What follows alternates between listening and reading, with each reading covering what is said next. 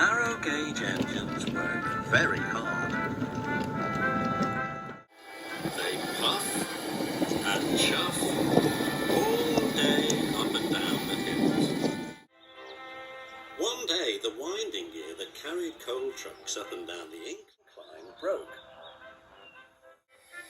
The engines had to work extra hard, pulling heavy coal trucks up and down the long, steep track.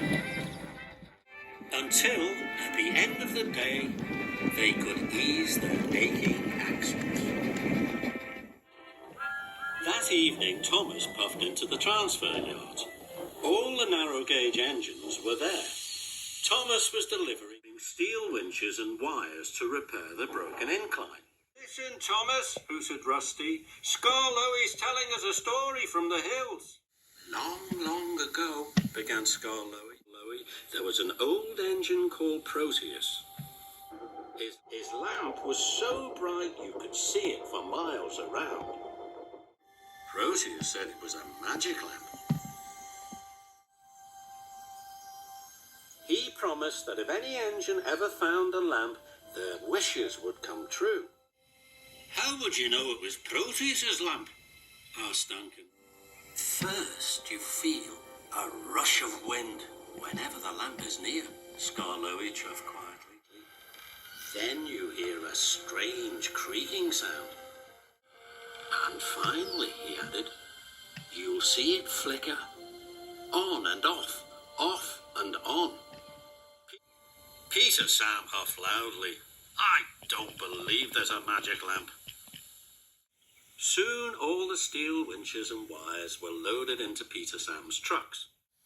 "I have work to do," huffed Peter Sam. "I'm a really useful engine, not a really silly one. The incline must be working by morning, so I won't be wasting my time looking for a silly magic lamp," he tooted proudly, and he steamed quickly away.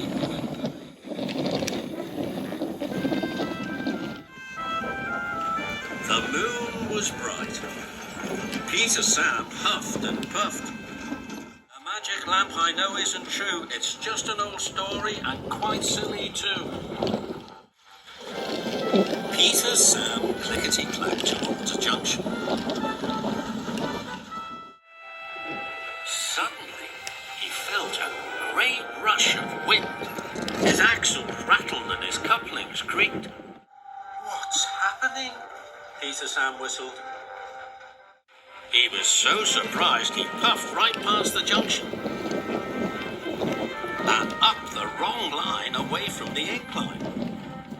Peter Sam still didn't believe Skarloey's story about Proteus's magic lamp. Then he heard a creaking sound, and his wheels began to wobble.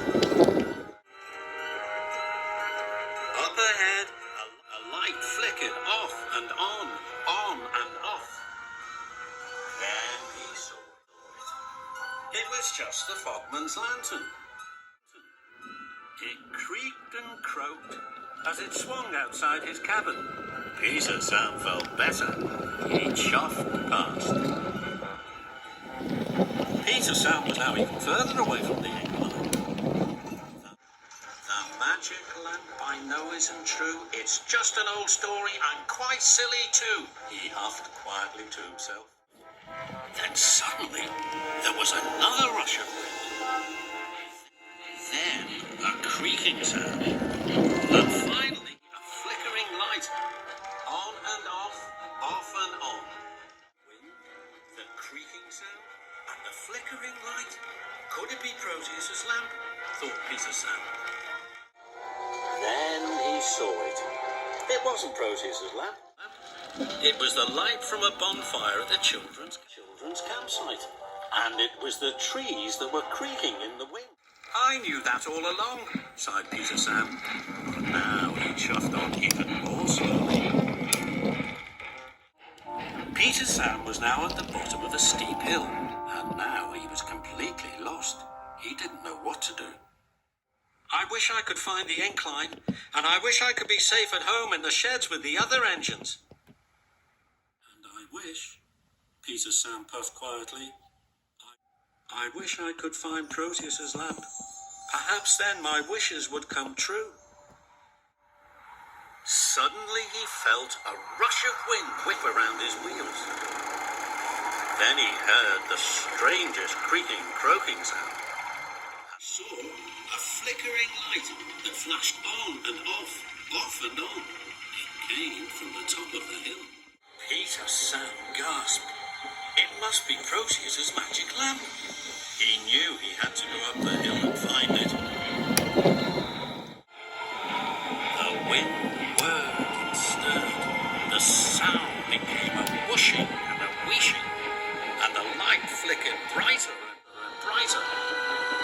Peter Sam puffed to the top of the hill. And there was Harold the helicopter. His blades made a wind that whirred and stirred. The sound whooshed and wheeshed as the blades spun round. And Harold's bright light flickered on and off and on. Peter Sam was very surprised. "Harold," he gasped. "Hello," hummed Harold. "I was dropping off some packages for the hill farms. What are you doing?" "I'm lost," Peter Sam said. "And I'm going to be very late to deliver the winches and wires to the incline." "No problem, old chap. I'll show you the way." And Harold took to the air. His strong light shone brightly and showed Peter Sam the right way to the incline.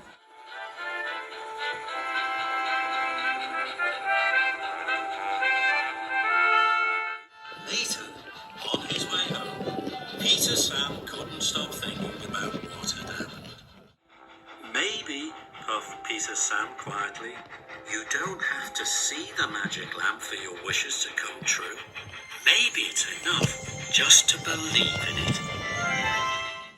Happy almost Halloween, guys. Thanks for watching.